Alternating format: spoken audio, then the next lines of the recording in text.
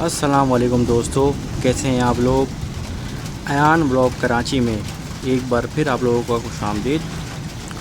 जिसे देख सकते हैं कल भी जुम्मे के दिन था, काफ़ी अच्छी बारिश हुई थी।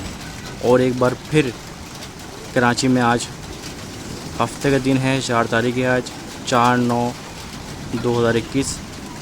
और आज भी जो है बारिश का सिलसिला जो है शुरू हो चुका है।